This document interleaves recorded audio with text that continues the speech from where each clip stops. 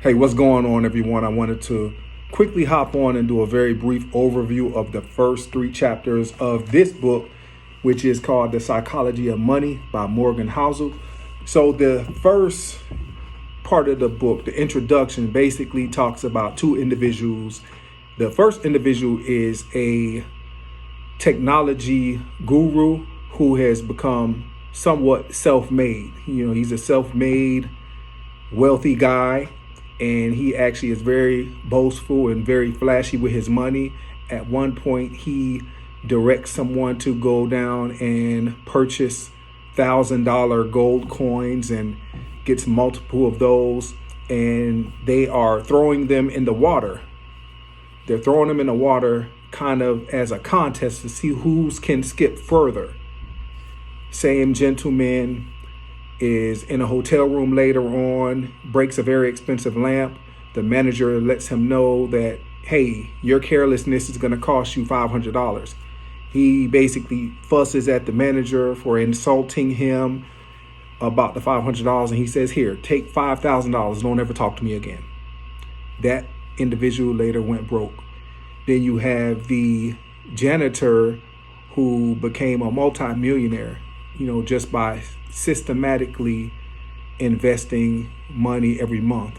So those are basically two contrasting personalities. You have one guy who was highly intelligent and who made a lot of money through his intelligence, and he blew all of his money as well because he wasn't financially savvy. Then you have the other individual who was very hardworking, worked multiple jobs, worked a lot of blue collar jobs, and just by systematically putting money to the side, he was able to attain wealth, and he actually died with tons and tons and tons of millions of dollars. So you have that piece. So let's look at chapter 1. Basically is called No One's Crazy, and it talks about how your personal experiences with money make up such a very, very, very, very small percentage of what the world sees, but it makes up 80% of how you think the world works. So whatever experiences you have with money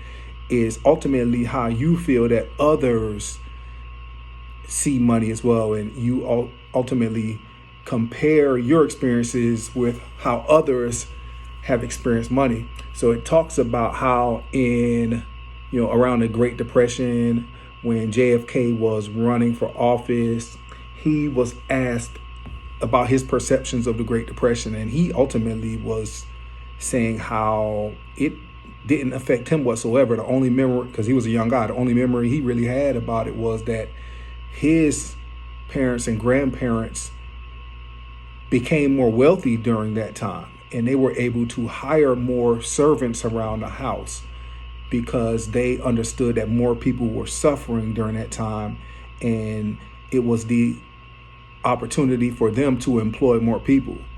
So while you had millions and millions of people who suffered and people who committed suicide during this time, JFK and his family didn't see it like this because they were privileged in that particular situation, and they only saw what they saw. So they actually flourished during the Great Depression while others suffered. So they can't necessarily fathom how others would be so poor, or they can't relate to people who suffered through it. They did see people who had to work for them because they didn't have jobs, but they just really couldn't understand the severity of the situation around that time.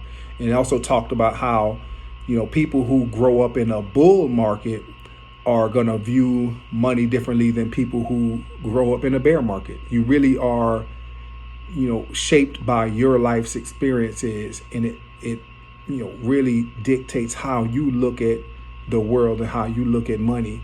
And you sometimes feel that others should see your situation the same way, or they should view money the same. You just can't understand why they may behave the way they do with money. Okay, so that was chapter 1.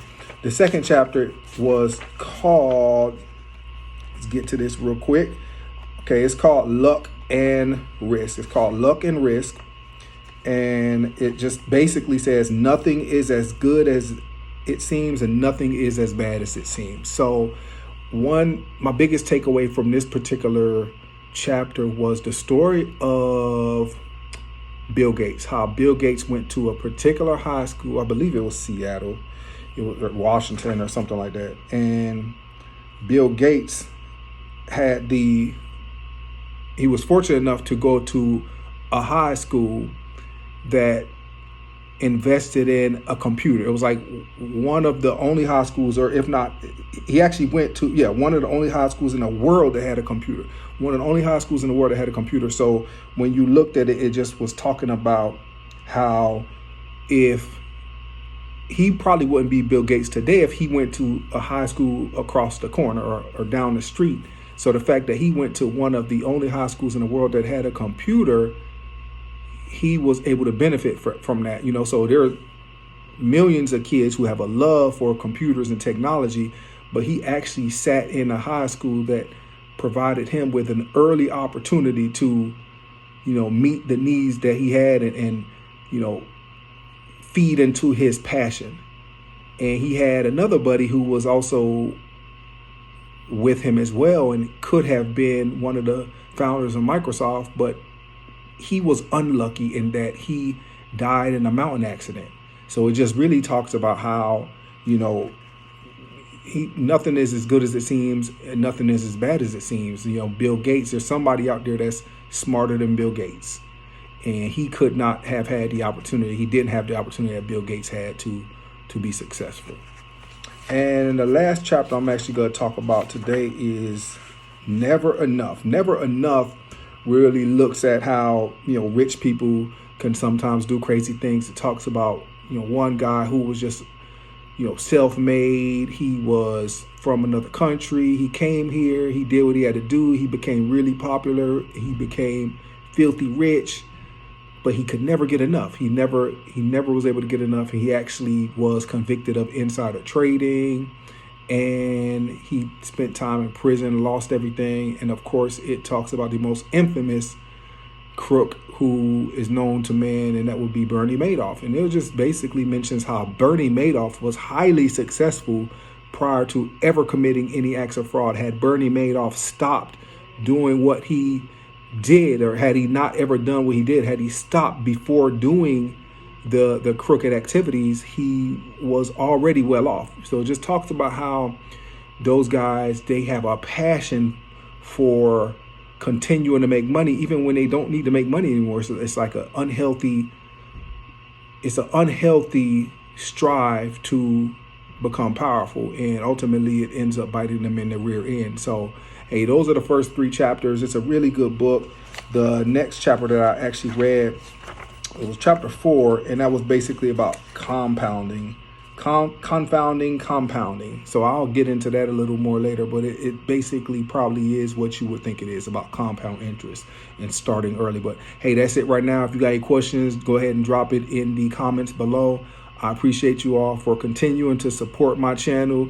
We're going to continue to grow the channel and make it better. So I'm going to hop on whenever I get an opportunity. But this is the book, The Psychology of Money by Morgan Housel. I think it does a phenomenal job of allowing you to understand why people do the things they do with money. And more importantly, it helps you to understand why you are the way you are. All right. Hey, appreciate you guys. You have a phenomenal day. Take care.